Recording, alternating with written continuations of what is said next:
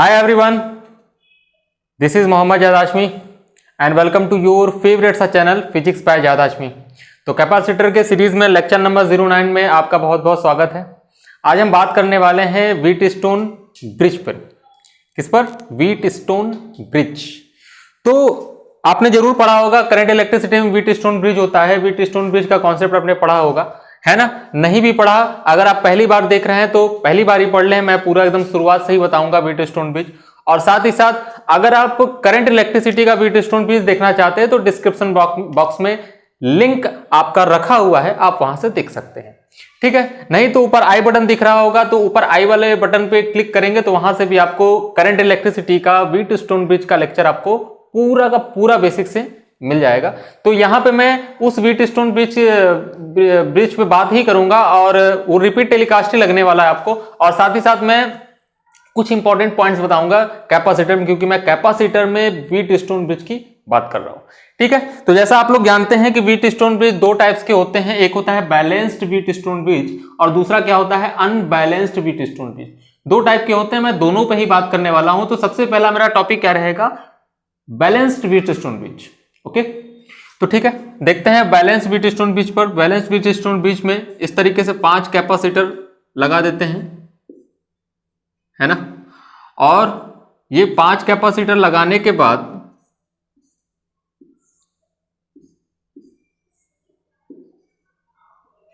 यहां पर एक कैपेसिटर, ठीक है जी। अच्छा, तो यहां पे मैं क्या जोड़ता हूं? यहां पे मैं कनेक्ट करता हूं एक इलेक्ट्रिक सेल, बैटरी को कनेक्ट कर देता हूं लोग विद द हेल्प ऑफ की तो रहेगा ही, है ना? जनरली की होता है तो आप की लगा देंगे, नहीं भी लगाएंगे कोई दिक्कत वाली बात नहीं है। 20 वोल्ट की बैटरी है, ठीक है। तो मेरा कहना ये है, ये पहली बात कि ये हमारा क्या बन गया? व्हीटस्टोन ब्रिज टाइप ये कैपेसिटर में मैंने बनाया। ऐसा क्वेश्चन आता है तो ये व्हीटस्टोन ब्रिज बेसिकली आपका हो गया। लेकिन क्या कंडीशन होनी चाहिए? जो कंडीशन हमारे रेजिस्टेंस में एकदम रिपीट टेलीकास्ट यहां पर भी होगा, है ना? थोड़ा सा फील कर लेते हैं, थोड़ा सा प्रूव कर लेते हैं क्या कैसे क्या होता है ना? तो अगर मैं यहां पे क्या कहता हूं कि यहां पे मैं कहता हूं कि ये कैपेसिटर आपका क्या है? ये कैपेसिटर C1 है, इसकी कैपेसिटी C2 है, इसकी कैपेसिटी आपकी C3 है, इसकी कैपेसिटी आपकी C4 है, जैसे मान लेते हैं। और ये बीच वाली जो कैपेसिटी, इसकी कैपेसिटी मैंने बोल दी C5, है ना? 1 2 3 4 सबकी C1 C2 C3 C4 मैंने इस तरीके से आपको कर दिया। तो बेसिकली बात यह है कि ये बैलेंस्ड व्हीटस्टोन ब्रिज कब कहलाएगा? जब ये C5 वाले पर कोई भी चार्ज नहीं होगा। क्या बोला? If C5 capacitor is short circuited, book में ऐसे लिखा रहता है तो आपको समझ में आना चाहिए। शॉर्ट सर्किटेड का मतलब क्या होता है? शॉर्ट सर्किटेड का मतलब होता है उस कैपेसिटर पे कोई चार्ज नहीं होगा। सिंपल, अगर कैपेसिटर शॉर्ट सर्किट है तो इसका मतलब उस कैपेसिटर पे कोई चार्ज नहीं होगा। या तो ऐसे लिख सकता है, ऐसे भी समझ सकते हैं। अच्छा, दूसरी चीज, इस पर चार्ज कब नहीं होगा? जब इस कैपेसिटर के अक्रॉस पोटेंशियल डिफरेंस आपका 0 हो। दूसरे वर्ड में लिख सकता हूं और करके, if there is no potential difference between C5, अगर C5 कैपेसिटर के अक्रॉस कोई भी पोटेंशियल डिफरेंस ना हो, मतलब पोटेंशियल डिफरेंस 0 हो, तो हम क्या बोलेंगे? ये कैपेसिटर हमारा शॉर्ट सर्किटेड हो गया है। दैट इज, इसके ऊपर चार्ज हमारा क्या रहेगा? 0। सिंपल सी बात है, क्योंकि आप जानते हैं क्या कि जो हमारा चार्ज होता है, चार्ज Q बराबर C इंटू में डेल्टा में V होता है। अगर इसके क्रॉस पोटेंशियल डिफरेंस ही 0 हो गया, और अगर पोटेंशियल डिफरेंस 0 हो गया तो चार्ज की वैल्यू क्या हो जाएगी? 0, है ना? डिफरेंस होना चाहिए, डिफरेंस होगा नहीं, जब तक होगा नहीं तब तक चार्ज फ्लो नहीं करेगा। जब तक डिफरेंस नहीं होता तब तक करंट फ्लो नहीं करता, चार्ज फ्लो नहीं करता। डिफरेंस होना जरूरी है दो पॉइंट्स के बीच में। सिंपल सी बात है कि ज्ञान तभी आप ले पाएंगे जब हमारे और आपके बीच में डिफरेंस होगा, है ना। अगर डिफरेंस नहीं होगा, जो मैं बता रहा हूं आप भी जानते हैं, तो आप कोई भी ज्ञान अर्जित नहीं कर रहे हैं। कहने का मतलब ये कि जो मैं पढ़ा रहा हूं, अगर हमसे आप कम जानते हैं, जब मैं पढ़ाऊंगा तब आप ज्यादा जान पाएंगे। मतलब हमारे यहां से, हमारे तरफ से ज्ञान आपके पास तभी जा सकेगा जब आपके और हमारे बीच में डिफरेंस रहेगा। लेकिन अगर हमारे और आपके बीच में डिफरेंस नहीं हुआ तो ज्ञान मूव नहीं कर पाएगा। अरे डिफरेंस है ही नहीं, जो आप जानते हैं वो हम भी जानते हैं, तो डिफरेंस नहीं है हमारे आपके बीच में, और डिफरेंस नहीं है तो ज्ञान, नॉलेज हमारे थ्रू आपके पर कन्वे नहीं हो सकता। तो ये बात हो गई कि हमें ये बात पता चलेगी, अगर इस कैपेसिटर के अक्रॉस कोई भी पोटेंशियल डिफरेंस नहीं होगा, या फिर दूसरे वर्ड में बोल सकते हैं कि ये अगर हमारा क्या हुआ, शॉर्ट सर्किटेड हुआ, तो इस पर कोई चार्ज नहीं होगा। और अगर ये इस पर कोई चार्ज नहीं होगा, तब इस केस में हम बोलते हैं कि ये जो हमारा जो सर्किट बना हुआ है, ये बैलेंस्ड व्हीटस्टोन ब्रिज है। इसको हम क्या बोलते हैं, बैलेंस्ड व्हीटस्टोन ब्रिज। तो बैलेंस्ड व्हीटस्टोन ब्रिज के केस में कि इस पर कोई भी चार्ज नहीं होगा, इस पर कोई भी चार्ज नहीं होगा, इसका मतलब क्या है, इस पॉइंट का पोटेंशियल और इस पॉइंट का पोटेंशियल सेम होगा। मान लेते हैं इस पॉइंट का पोटेंशियल x है, तो इस पॉइंट का पोटेंशियल भी कितना हो जाएगा, x। तो डिफरेंस कितना हो गया, 0। क्लियर। तो अब अगर आप ध्यान से देखें तो ये स्विच क्लोज्ड करने के बाद ये चार्ज भेजेगा, तो ये कैपिटल Q इधर जाएगा, कितना मान लेते हैं, Q1 इधर जाएगा, मान लेते हैं Q2। तो ये Q1 यहां से ऐसे पास करते हुए Q1 इधर से निकल जाएगा। क्यों, क्योंकि इधर कोई भी चार्ज नहीं जाना है, क्योंकि इस पर चार्ज ही नहीं है ना भाई। तो उसी तरीके से Q2 अगर चार्ज यहां जा रहा है तो Q2 चार्ज यहां चला जाएगा, और ये Q1 प्लस Q2 मिलके ये Q इधर निकल जाएगा। मतलब इस पर कोई भी चार्ज नहीं आया, because there is no potential difference between C5। आइए कंडीशन निकाल देते हैं, कंडीशन ऑफ किसका, बैलेंस्ड व्हीटस्टोन ब्रिज का। एकदम सेम टू सेम है, देख लेते हैं एक बार, कोई दिक्कत वाली बात नहीं है। तो अगर मैं क्या कहता हूं कि अगर इस पॉइंट का पोटेंशियल मैं अगर 0 कहता हूं, तो ये भी पॉइंट का पोटेंशियल कितना हो जाएगा, 0। ठीक बात है। अच्छा, ये 0 है तो ये कितना हो जाएगा, इस पॉइंट का पोटेंशियल कितना हो गया, V। तो इस पॉइंट का पोटेंशियल भी कितना हो जाएगा, V। बहुत ही बढ़िया, इस पॉइंट का पोटेंशियल भी V हो गया। तो अगर आप ध्यान से देखें तो मैं क्या लिख सकता हूं, V माइनस एक्स। क्या बोला, V माइनस एक्स, मतलब पोटेंशियल डिफरेंस अक्रॉस C1। तो V माइनस एक्स की वैल्यू जब मैं लिखूंगा तो V माइनस एक्स बराबर कितना हो जाएगा, पोटेंशियल डिफरेंस बराबर कितना, V बराबर Q बाई C, है ना। तो चार्ज कितना है इस पर, Q1, ये हो गया Q1 अपॉन में कितना, C1। यहां भी उतना ही पोटेंशियल डिफरेंस है, तो कितना हुआ, V माइनस एक्स, तो कितना हो जाएगा आपका, is equal to Q2 upon में C3, Q2 अपॉन में C3। इसी तरीके से इस कैपेसिटर के अक्रॉस पोटेंशियल डिफरेंस कितने का, x माइनस 0 का। और अगर x माइनस 0 का है तो यहां क्या लिखूंगा, x minus 0 is equal to charge है Q1 और कैपेसिटी है C2। तो कितना हो गया, Q1 अपॉन में C2, and this is equal to, यहां भी x माइनस 0 पोटेंशियल डिफरेंस, तो कितना हो गया, Q2 अपॉन में कितना हो गया, C4। ये हो गया इक्वेशन नंबर 1, ये हो गया इक्वेशन नंबर 2। दोनों को क्या करते, डिवाइड। जैसे आप डिवाइड मारेंगे तो डिवाइड करने पे क्या मिलेगा आपको, डिवाइड करने पर सिंपल सा वैल्यू आपको मिलने वाला है कितना, C2 अपॉन में C1 इज इक्वल टू कितना, C4 अपॉन में C3। C2 अपॉन में C1 is equal to C4 upon में C3। मतलब ये बैलेंस्ड व्हीटस्टोन ब्रिज है, कब है, जब C2 अपॉन में C1 अपॉन में C1 is equal to C4 upon में C3। या फिर ऐसे ही बोला जा सकता है क्या, कि ये क्या था, C2 है ना, C1 को उधर कर दीजिए, C4 उधर कर दीजिए, तो कितना हो जाएगा, C1 अपॉन में C3 is equal to, C4 उधर आ गया है, C2 अपॉन में C4। ऐसे भी बोला जा सकता है, तो आप ऐसे ही याद रखें, C1 अपॉन में C3, मतलब ये अपॉन में ये इज इक्वल टू ये अपॉन में ये हुआ, तो इसका मतलब ये बैलेंस्ड व्हीटस्टोन ब्रिज होगा। क्या बोला, ये अपॉन में ये, इसकी कैपेसिटी की बात कर रहा हूं, ये अपॉन में ये इज इक्वल टू ये अपॉन में ये हुआ, तो इसका मतलब ये बैलेंस्ड व्हीटस्टोन ब्रिज है। बैलेंस्ड व्हीटस्टोन ब्रिज का मतलब ये है कि इस पर कोई चार्ज नहीं होगा, ये वाला कैपेसिटर शॉर्ट सर्किटेड होगा, means there is no potential difference across this capacitor, है ना। अच्छा, और सिंपल वे में ध्यान से अगर आप देखें तो इसे आप ऐसे भी लिख सकते हैं, C1 C4 is equal to C2 C3। C1 C4 is equal to C2 C3। तो C1 C4 is equal to C2 C3 का मतलब ये है कि ये क्रॉस में क्रॉस में कैपेसिटी का मल्टीप्लीकेशन अगर बराबर हो जाए तो हम क्या बोलेंगे, हम बोलेंगे ये हमारा बैलेंस व्हीटस्टोन ब्रिज है। क्या बोला, क्रॉस में C1 into C4 is equal to C2 into C3 हो जाएगा, तो ये क्या हो जाएगा, ये हमारा बैलेंस्ड व्हीटस्टोन ब्रिज हो जाएगा। ठीक है, तो इतनी बात तो समझ में आ गई कि बैलेंस्ड व्हीटस्टोन ब्रिज कब होगा, इसका कंडीशन क्या है, क्रॉस में मल्टीप्लीकेशन करे कैपेसिटी का, सबसे सिंपल वे में क्रॉस में मल्टीप्लीकेशन करे, अगर सेम आ जाए क्रॉस में मल्टीप्लीकेशन तो हमारा बैलेंस्ड व्हीटस्टोन ब्रिज होगा। अच्छा, इस पर कुछ सवाल देख लेते हैं। आइए कुछ न्यूमेरिकल्स देख लेते हैं। जैसे क्वेश्चन में ये कहता है कि सिंपल सी बात कि अगर मैं बात करूं, सबसे पहला क्वेश्चन सिंपल वाला ही देता हूं, आओ देख लेते हैं बच्चों वाला क्वेश्चन। ये इस टाइप से आपका व्हीटस्टोन ब्रिज बना दिया, आप देख रहे हैं, है ना।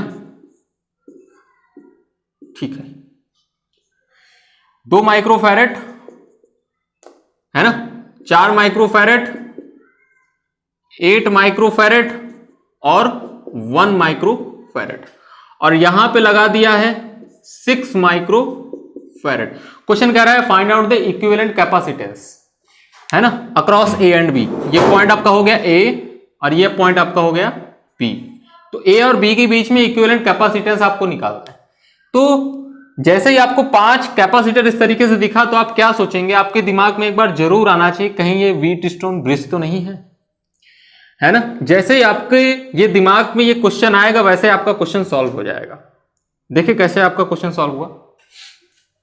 व्हीटस्टोन ब्रिज है, देखे ना, 4 2 8, क्रॉस मल्टीप्लीकेशन करें, 4 2 8 is equal to 8 into 1 is equal to 8 हुआ, मतलब 6 माइक्रोफैरेड क्या हुआ, शॉर्ट हो गया, है ना, शॉर्ट कैपेसिटर हो गया, शॉर्ट कैपेसिटर होगा। अगर ये शॉर्ट कैपेसिटर हो गया मतलब इसको हम निकाल के फेंक देंगे, मतलब इस पर कोई चार्ज ही नहीं आ रहा है, तो इसको लगाने का कोई मतलब नहीं है।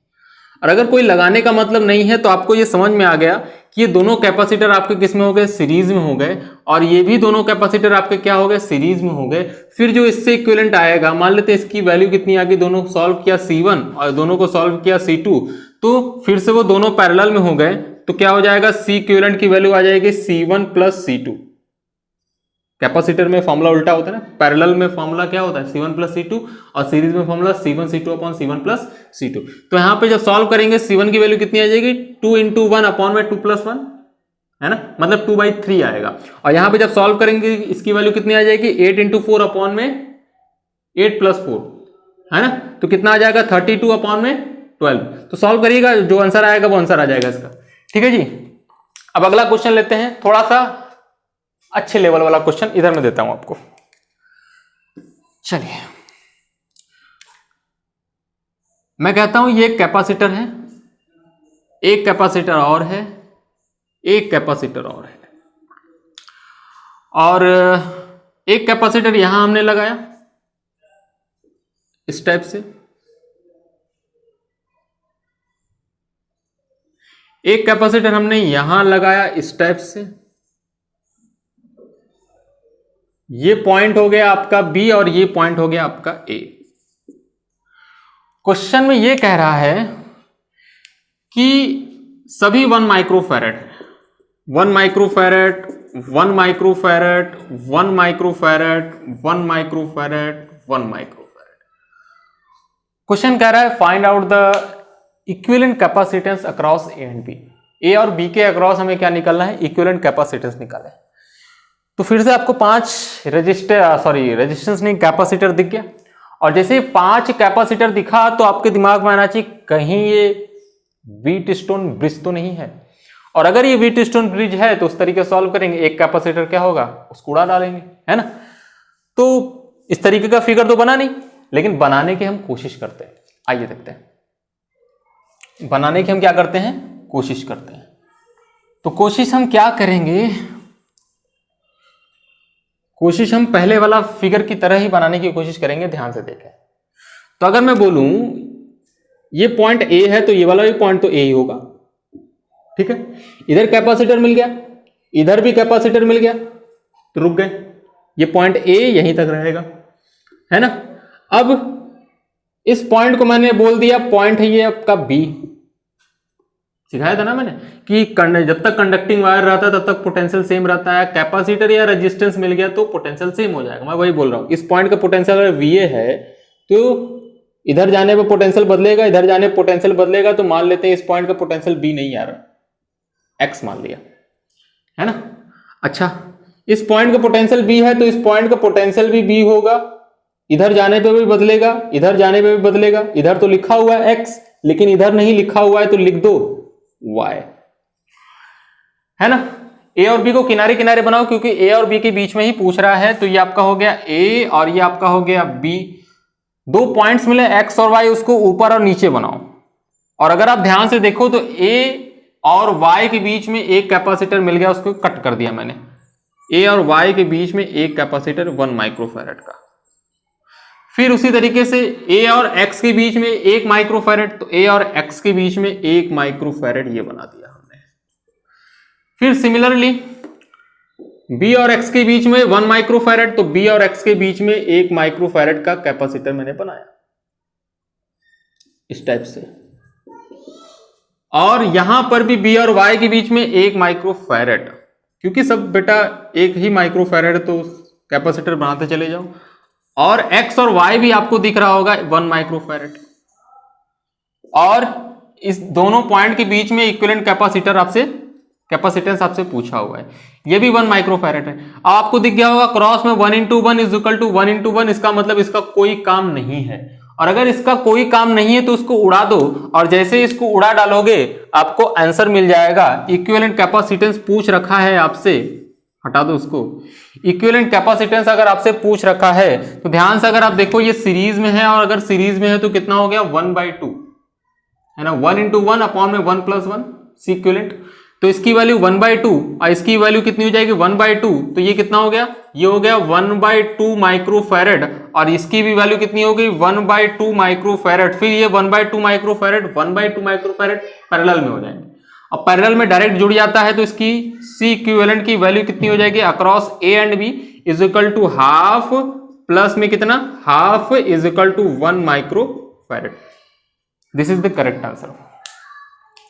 ठीक है, एक टाइप से और पूछा जाता है, बहुत पूछा जाता है, ट्रायंगल बना के पूछा जाता है। ट्रायंगल वाला भी देख लेते हैं, है ना।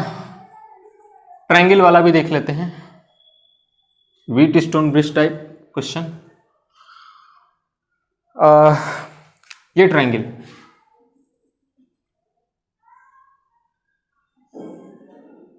ठीक है, यहां पर एक कैपेसिटर और थोड़ा ऊपर बना दो,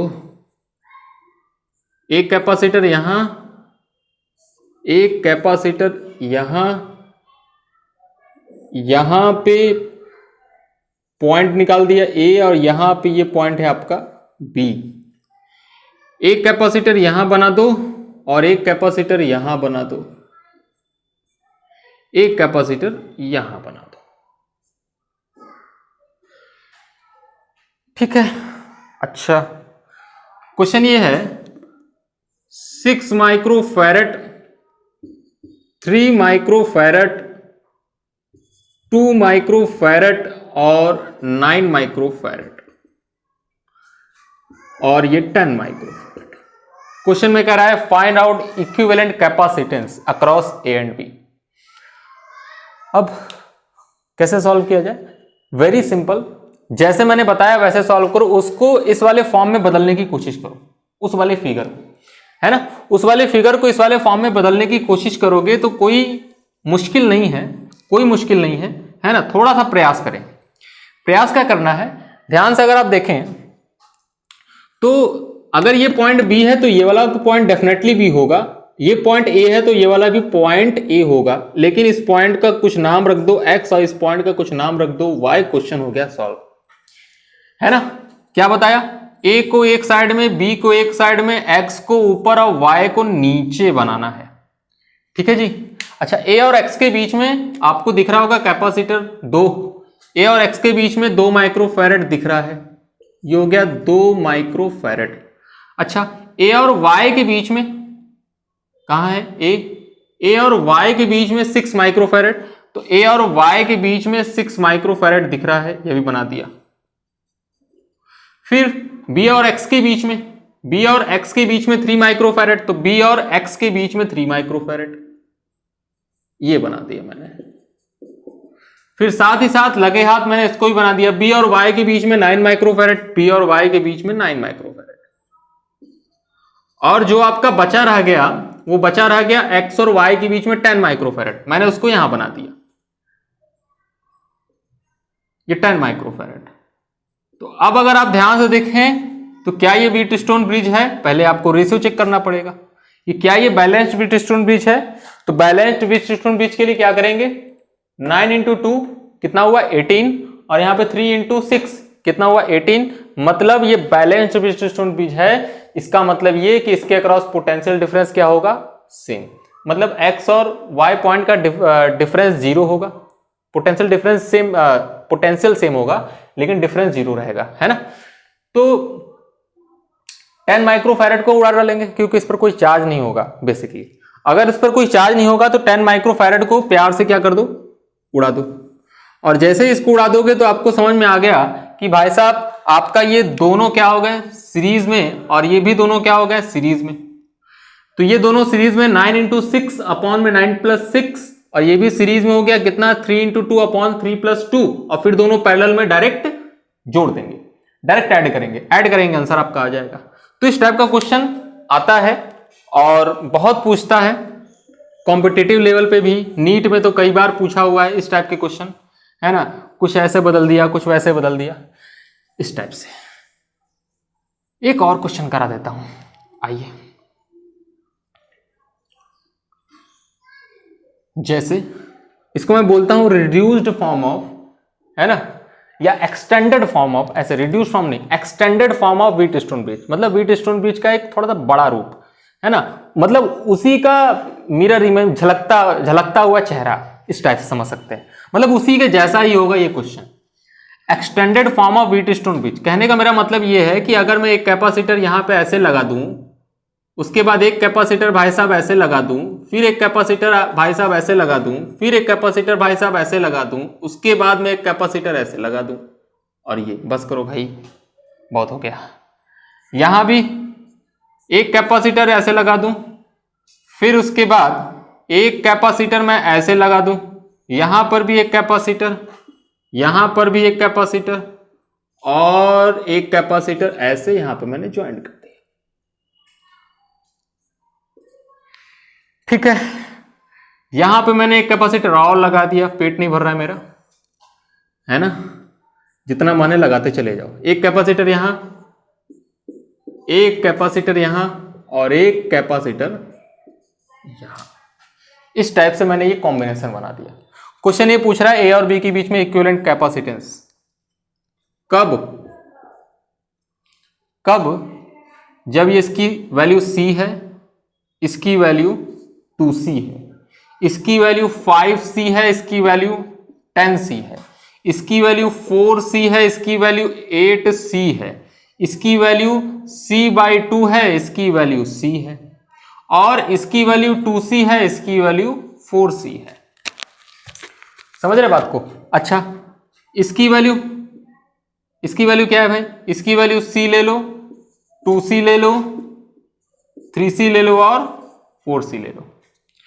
तो क्वेश्चन ये है इक्विवेलेंट कैपेसिटेंस आपको उसका बताना है। तो कोई मुश्किल वाली बात नहीं है, पहली नजर आपका पहला नजर आपका पड़ेगा तो आप उसको छोड़ देंगे तुरंत, क्योंकि बहुत अजीबोगरीब टाइप का क्वेश्चन लग रहा है, क्योंकि ना तो इसमें कोई भी कैपेसिटर सीधा सीरीज में दिख रहा है, और ना ही सीधा कोई पैरेलल में दिख रहा है।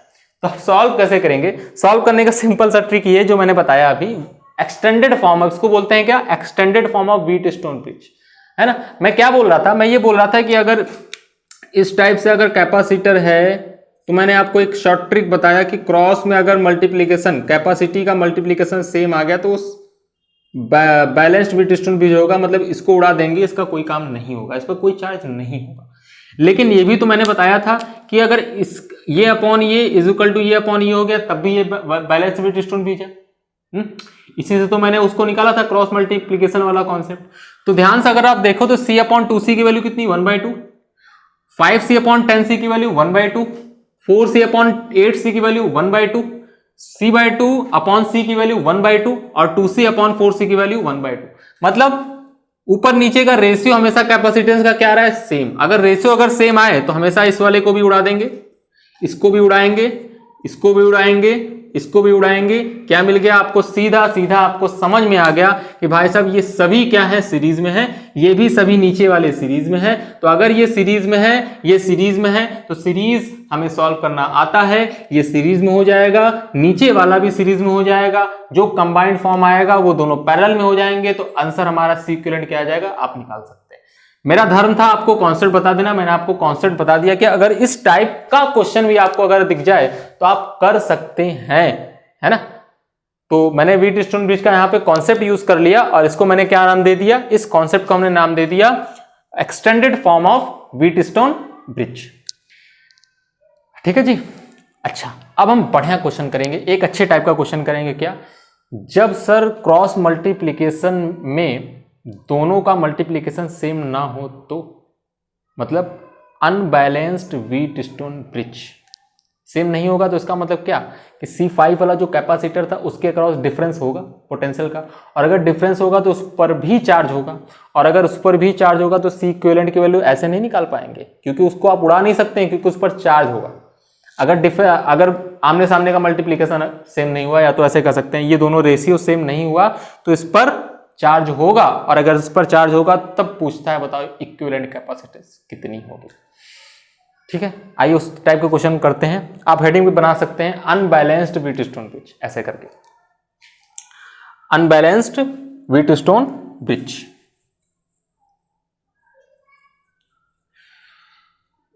तो अब क्या किया जाए, कुछ नहीं सर, क्या किया जाए, क्या आओ देख लेते हैं। मैंने कहा ये आपका कॉम्बिनेशन इस टाइप से बना दिया जा रहा है,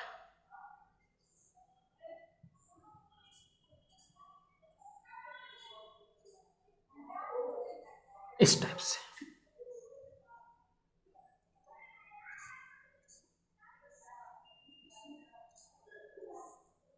ये बन गया, और एक कैपेसिटर मैंने यहां भी लगा दिया।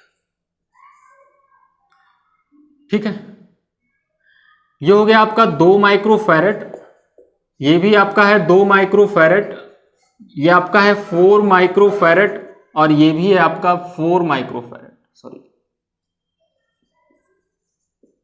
ठीक, और ये जो बीच में कैपेसिटर लगा हुआ है इसको भी ले लो 4 माइक्रोफैरेड। तो क्वेश्चन ये कहा जा रहा है कि बताओ ए और बी के बीच में इक्विवेलेंट कैपेसिटेंस कितनी होगी आपके, किसके किसके बीच में, ए और बी के बीच में। कैसे करेंगे इस क्वेश्चन को, है ना। अब इस तरीके के क्वेश्चन को कैसे करेंगे, अब कोई बच्चा मुझसे ये भी पूछ सकता है सर ऐसा नहीं, आप ढेर सारे कैपेसिटर लगाओ, 15-20 तो लगा दो इस टाइप से, लेकिन रेशियो सेम नहीं होना चाहिए, रेशियो सेम नहीं होना चाहिए, क्योंकि रेशियो सेम होगा तो उसका तो मैंने आंसर आपको बता ही दिया, Wheatstone bridge extended form of bridge. लेकिन अगर रेशियो सेम नहीं हुआ और अगर 10-15 कैपेसिटर इस तरह लगा दिए, जाला टाइप आपने फिगर बना दिया, तो आप बताइए सर सी इक्विवेलेंट कितना होगा, है ना। तो इसको भी निकालने का एकदम सिंपल तरीका है। मैं उस बच्चे से सिंपल सा एक चीज कहूंगा कि आप एक बाजार से बैटरी खरीद के लाओ। क्यों कहूंगा, क्योंकि इक्विवेलेंट उसी के अक्रॉस निकाला जाता है जिसके अक्रॉस आप बैटरी लगाएंगे। क्या बोला, इक्विवेलेंट उसी के अक्रॉस निकाला जाता है जिसके अक्रॉस आप बैटरी लगाएंगे। मैं कई बार रिपीट कर चुका हूं।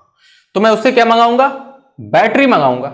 ठीक है, उससे मैंने बैटरी मंगाया भाई साहब, और मैंने उससे जो बैटरी मंगाई उस बैटरी को मैंने यहां पे कनेक्ट कर दिया, यहां पे इस टाइप से। अब इस बैटरी को मैंने यहां पे कनेक्ट कर दिया, थोड़ा छोटा बना दो, जगह बच जाएगा।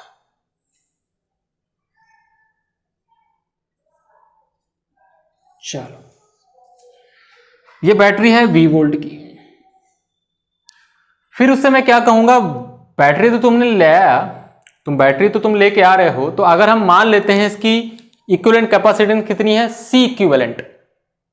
ठीक है, अगर हमें किसी तरीके से यह पता चल जाए कि बैटरी लगाने से ये बैटरी कितना चार्ज पास करा रहा है अपने से, कितना चार्ज पास करा रहा है अपने से, तो C equivalent is equal to कितना हो जाएगा, Q टोटल जितना चार्ज फ्लो किया अपॉन में जितना वोल्टेज हमने लगाया। क्या मैं सही बोल रहा हूं? फिर से रिपीट करता हूं कि अगर किसी भी टाइप का आपको फिगर दे दिया जाए, ऐसा ही नहीं किसी भी टाइप का फिगर दे दिया जाए, अनबैलेंस्ड ही नहीं, कोई भी फिगर, तो आप सिंपल तरीके से उसका सी इक्विवेलेंट कैसे निकालोगे? सिंपल तरीका यह है कि मान लो उसका सी इक्विवेलेंट कुछ आ रहा होगा, तो उसका सी इक्विवेलेंट जो भी आ रहा होगा तो एक ही कैपेसिटर तो आ रहा होगा। सी इक्विवेलेंट का मतलब ये है कि इन सभी को हटा के एक कैपेसिटर लगाओ, जो काम ये सभी मिलकर एक साथ कर रहे हैं, जो एनर्जी ये सभी मिलकर एक साथ स्टोर कर रहे हैं, वो अकेले कर डालेगा। तो उसका इक्विवेलेंट कैपेसिटेंस कितना बनाएंगे? ऐसे सी इक्विवेलेंट सीधा सीधा लिखेंगे इसको ऐसा। तो मैं कह रहा हूं ये सी इक्विवेलेंट की वैल्यू होगी कितनी? तो मैं क्या कहूंगा, इसके अक्रॉस एक बैटरी लगाओ, क्योंकि इक्विवेलेंट उसी के अक्रॉस निकाला जाता है जिसके अक्रॉस बैटरी हो। ये V वोल्ट, तो ये चार्ज फ्लो कराएगा, और अगर चार्ज फ्लो कराएगा तो सी इक्विवेलेंट की वैल्यू कितनी आ जाएगी? Q टोटल अपॉन में जितना आपने वोल्टेज लगाया। तो अगर किसी तरीके से चार्ज नापने की, चार्ज को मेजर करने की डिवाइस मिल जाए हमारे पास, तो मैं यहां पर क्या कर दूंगा, यहां पे चार्ज मेजर करने वाली डिवाइस को यहां पर मैं कनेक्ट कर दूंगा, और कनेक्ट करने के बाद ये क्या बताएगा हमको? ये चार्ज बताएगा। जैसे कि अमीटर होता है करंट बताता है, वोल्टमीटर वोल्टेज बताता है, उसी तरीके से एक डिवाइस अगर हमें किसी तरीके से मिल जाए जो चार्ज को मेजर करता होगा, तो मैं इसको यहां लगा दूंगा। मतलब दो काम करूंगा, एक बैटरी लाऊंगा उसको यहां लगाऊंगा, और चार्ज मेजर करने वाले डिवाइस को यहां लगाऊंगा। यह हमें चार्ज बता देगा। बैटरी हम लाए हैं तो बैटरी हमको पता है, तो टोटल चार्ज हमें पता है, टोटल चार्ज अपॉन में वोल्टेज बराबर सी इक्विवेलेंट हमें पता चल गया। ठीक है, तो सर ये चार्ज मेजर करने का डिवाइस होता क्या है ना? दो डिवाइस होते हैं। एक डिवाइस का नाम है आपका गोल्ड लीफ इलेक्ट्रोस्कोप। क्या बोला? Gold leaf electroscope. आपने पढ़ा होगा, इलेक्ट्रोस्टैटिक्स में बताया जाता है जनरली, है ना? बहुत लोग पढ़ाते भी नहीं है क्योंकि सिलेबस में हमारे है नहीं है गोल्ड लीफ इलेक्ट्रोस्कोप। लेकिन आपको समझना पड़ेगा कि गोल्ड लीफ इलेक्ट्रोस्कोप है क्या। कहीं कोई पूछ दे गोल्ड लीफ इलेक्ट्रोस्कोप है क्या, तो आपको बताना पड़ेगा gold leaf electroscope is a device which is use to measure charge. जो चार्ज को क्या करता है? मेजर करता है। ये एक ऐसा इंस्ट्रूमेंट होता है जो चार्ज को क्या करता है? मेजर करता है। ठीक है, अच्छा जी, चार्ज को मेजर करता है। इसमें सोने की पत्ती लगी होती है, इसलिए इसको बोलते हैं गोल्ड लीफ। सोने के एक जार होता है, जार के अंदर इस टाइप से एक सोने की पत्ती होती है जो इस टाइप से फैले होते हैं, है ना?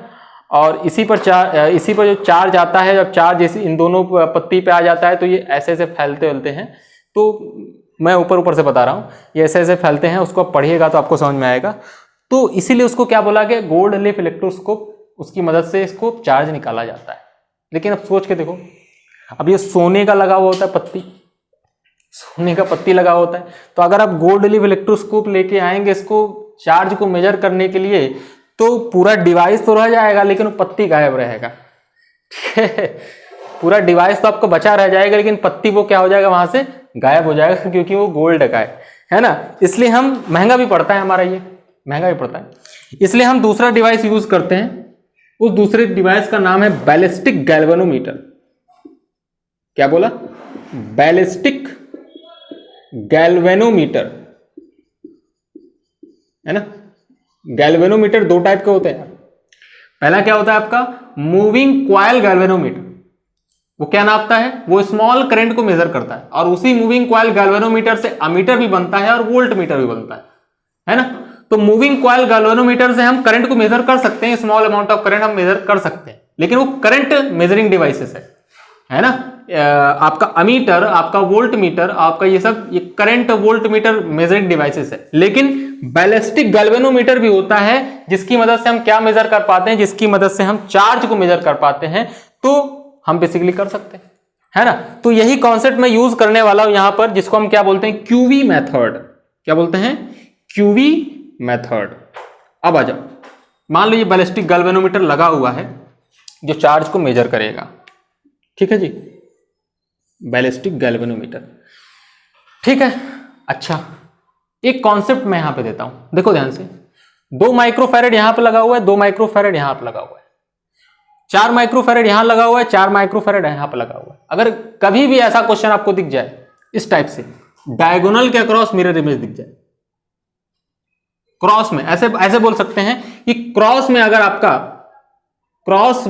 आपका क्या रहे, कैपेसिटी बराबर रहे, क्रॉस में यहां की और यहां की दोनों की कैपेसिटी बराबर है, यहां की और यहां की दोनों की अगर कैपेसिटी बराबर है, तो जितना चार्ज इस वाले कैपेसिटर पे होगा उतना ही चार्ज इस वाले कैपेसिटर पे भी होगा। मतलब अगर इस पे मानो मैं इस पर चार्ज गया Q1 तो इधर से चार्ज निकलेगा भी Q1। मतलब ये प्लस ये माइनस, तो ये भी क्या होगा प्लस और ये minus, plus Q1 minus Q1। अगर इसमें चार्ज मैं बोलता हूं ये चार्ज इसमें गया Q2 तो इस पे प्लस ये माइनस, तो इसमें भी चार्ज कितना होगा, इसमें भी चार्ज होगा Q2 और ये प्लस और ये माइनस। समझ में आ रही बात? तो इसका मतलब ये ट्रिक है, ये है ना। आप समझ भी सकते हैं कि हाँ कि इस पे Q2 इस पे Q2 क्यों जाएगा, इस पे Q1 इस पे Q1 क्यों जाएगा, बेटा कैपेसिटी बराबर है। इनकी कैपेसिटी कितनी है Q1 और इनकी कैपेसिटी Q1 है और इनकी कैपेसिटी चार्ज स्टोर करने की कितनी Q1 है और यहां भी चार्ज कितना स्टोर करेगा, कैपेसिटी इसकी कितनी है Q1 चार्ज स्टोर करने की। इस पर भी Q1 आएगा, इस पर भी Q1 आएगा, इस पर Q2 आएगा तो इस पर भी Q2 आएगा, क्योंकि कैपेसिटी दोनों की बराबर है। अल्टीमेटली यहां से चार्ज अगर Q घुसना है तो इधर से निकलना भी तो Q चाहिए, तो Q निकल तो रहा है, तो अगर इस पर Q2 मानो इस पर Q1 मानो तो Q उधर से भी निकलेगा, इधर से Q एंटर कर रहा होगा। लेकिन अगर हम बात करें कि 4 माइक्रोफैरेड पे कितना चार्ज होगा, तो ध्यान से अगर आप देखो इधर से Q1 आ रहा था, Q2 चला गया, तो नीचे की तरफ कितना चार्ज आएगा, नीचे की तरफ जो चार्ज आएगा वो नीचे की तरफ चार्ज आएगा Q1 माइनस में Q2, घट के आएगा। Q1 आ रहा था, Q2 उधर चला गया, तो Q1 माइनस Q2 नीचे आएगा, तो इसको प्लस चार्ज करेगा, इसको माइनस चार्ज करेगा। अब अगर आप ध्यान से देखें तो Q2 इधर से आ रहा है, Q1 माइनस Q2 इधर से आ रहा है, जब दोनों मिलाओगे Q2 गायब, Q1 बचा, इधर से निकल गया। मतलब सब कुछ सही है, ठीक है। अब ध्यान से सुनो, ध्यान सुनना, मैं कॉन्सेप्ट यूज करने वाला हूं, मैं इसको थोड़ा सा मिटा रहा हूं, है ना। ऐसा नहीं है कि बैटरी नहीं है, बैटरी है, बैटरी यहां पर है, लेकिन मैं थोड़ा सा इसको क्या कर रहा हूं, इरेज कर रहा हूं। अगर मैं मान लेता हूं इसके अक्रॉस वोल्टेज कितना है V1, कितना है V1, और यहां से लेके यहां तक के बीच का इसके अक्रॉस वोल्टेज कितना है V2, तो इसका मतलब V1 प्लस V2 बराबर V होगा। सही बोल रहा हूं मैं, V1 प्लस V2 बराबर कैपिटल V, और टोटल चार्ज का मतलब कितना हुआ Q1 प्लस Q2। ध्यान से अगर आप देखो तो मैं डायरेक्ट लिख रहा हूं, यहां पर थोड़ा सा मिटाकर डायरेक्ट लिख रहा हूं कि C इक्विवेलेंट की जो वैल्यू आएगी आपकी, वो C इक्विवेलेंट बराबर आएगा Q टोटल अपॉन में capital V, and this is equal to कितना Q1 प्लस में Q2 अपॉन में V1 प्लस में V2। उसी वोल्टेज को मैंने दो पार्ट में बांट दिया। अगर इस पॉइंट और इस पॉइंट के बीच में V1 वोल्टेज है और इस पॉइंट और इस पॉइंट के बीच में V2 वोल्टेज है, तो मैं V1 प्लस V2 बराबर V लिख सकता हूं, ठीक है जी। मैंने ये नहीं बोला कि इसके अक्रॉस V1 है, मैंने बोला नीचे वाले के अक्रॉस V1। इस 4 माइक्रोफैरेड के अक्रॉस V1 है और 2 माइक्रोफैरेड के अक्रॉस V2 है, तो V1 प्लस V2 बराबर V होना पड़ेगा, क्योंकि वोल्टेज ही मैंने उतना ही लगाया।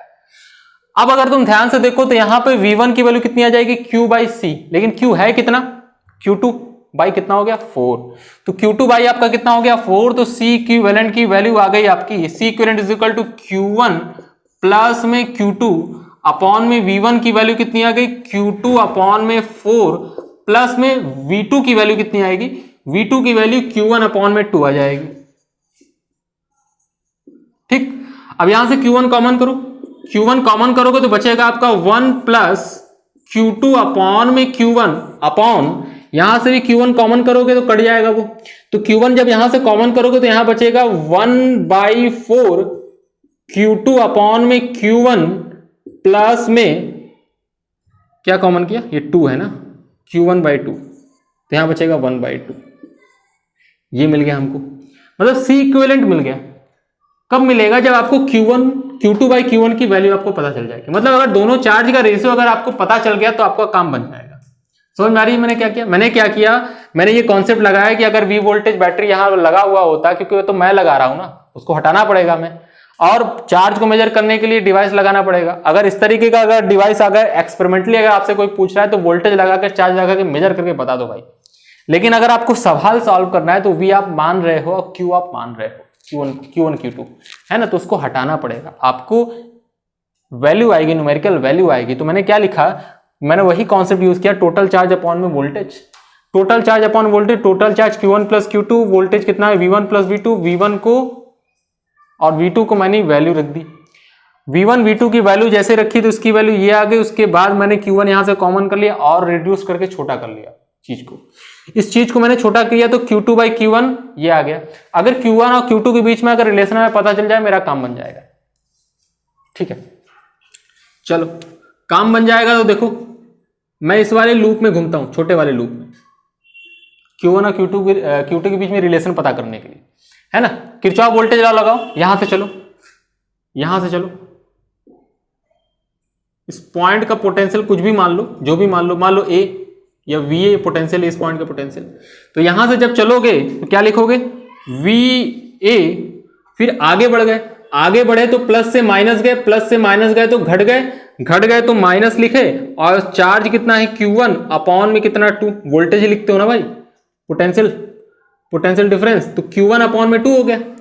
फिर ऐसे जाकर आप नीचे आ रहे हो क्योंकि इस वाले छोटे वाले लूप में घूम रहे हो, नीचे आओगे तो कितना होगा माइनस, क्योंकि प्लस से माइनस गए, चार्ज कितना है इस पर Q1 माइनस में Q2 अपॉन में कितना हो गया 4 माइक्रोफैरेड, ये हो गया 4।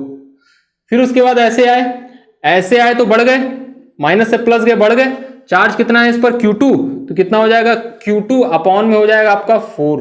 फिर उसके बाद उसी पॉइंट पे पहुंच गए, क्लोज लूप में जाना है आपको, तो अगर उसी पॉइंट पे पहुंच गए तो बराबर क्या लिख दोगे, potential at the point A, ये और ये गायब हो गया। जैसे ये और ये गायब हो गया उसके बाद सॉल्व करो, देखो आपको Q1 और Q2 के बीच में रिलेशन मिल रहा होगा। ध्यान से अगर आप देखें तो मैं 4 से मल्टीप्लाई कर देता हूं सब में, 4 से मल्टीप्लाई कर दूं, 4 से मल्टीप्लाई कर दो सब में, 4 से जैसे ही मल्टीप्लाई करोगे तो आपका आ जाएगा 2Q1 और यहां पे आ जाएगा Q1 और प्लस में कितना हो जाएगा Q2, है ना भाई, ये माइनस Q, ये माइनस माइनस प्लस हो जाएगा, प्लस में यहां भी कितना हो जाएगा Q2 बराबर कितना हो गया 0। ध्यान से अगर आप देखो तो ये 3Q1 हो गया, ये 2Q2 हो गया, तो 3Q1 इज इक्वल टू कितना हो गया 2Q2, मतलब Q2 बाई में Q1, मतलब दोनों का रेशियो कितना आ गया आपके पास, ये आपके पास रेशियो आ गया 3/2 का, और जैसे 3/2 का रेशियो आ गया यहां पे रखेंगे आपकी वैल्यू सॉल्व हो जाएगी, और जब इसको सॉल्व करेंगे तो लगभग हमारे हिसाब से 20/7 माइक्रोफैरेड इसकी वैल्यू आ रही होगी। इसको सॉल्व करके देख लें आप, है ना। Q2/Q1 की वैल्यू 3/2 यहां पे रखेंगे, 3/2 यहां पे रखेंगे तो आपके पास क्या बनेगा 5/2 मिलेगा, यहां पे 3/2 रखेंगे, 3/2 रखेंगे तो कितना हो जाएगा 3/12 आ जाएगा प्लस 1/2, जब उसको सॉल्व करेंगे, सॉल्व करने के बाद आपके पास वैल्यू आ जाएगी, ठीक है। तो यही कॉन्सेप्ट है, ये हमारा एक अनबैलेंस्ड व्हीटस्टोन ब्रिज का सवाल हो गया। ऐसा भी हो सकता है, कैसा हो सकता है सर, ऐसा भी हो सकता है कि आपका यहां पर ये 2 माइक्रोफैरेड ना देके इस टाइप का क्वेश्चन हो कि ये 1 माइक्रोफैरेड, ये 2 माइक्रोफैरेड, ये 3 माइक्रोफैरेड, ये 4 माइक्रोफैरेड, ये 5 माइक्रोफैरेड, अब बताओ सी इक्विवेलेंट, है ना। अभी भी क्या लगाएंगे, क्यूवी मेथड ही लगाएंगे, है ना, अभी भी क्यूवी मेथड ही लगाएंगे और क्यूवी मेथड लगा के इसको सॉल्व करेंगे। तो ये रहा क्वेश्चन हमारा क्या, अनबैलेंस्ड व्हीटस्टोन ब्रिज का जब आपसे सी इक्विवेलेंट पूछता है, एनसीईआरटी में भी इसका क्वेश्चन दे रखा है, ठीक है। तो अगले लेक्चर में मिलेंगे सिमेट्री प्रॉब्लम के साथ और लैडर प्रॉब्लम के साथ, ठीक है। तो अगला लेक्चर हमारा बहुत ही इंपॉर्टेंट होगा। उसके बाद हम किधर मूव कर जाएंगे, उसके बाद हम आपका डाइलेक्ट्रिक पे मूव कर जाएंगे। डाइलेक्ट्रिक पढ़ने के बाद हमारा पूरा कैपेसिटर खत्म हो जाएगा, लगभग 15 लेक्चर तक रहेगा। ये आपका लेक्चर नंबर 09 है, वो लेक्चर नंबर 15-16 तक आपका खत्म हो जाएगा, ठीक है। तब तक के लिए पढ़ते रहिए, हंसते रहिए, मुस्कुराते रहिए। Thank you very much.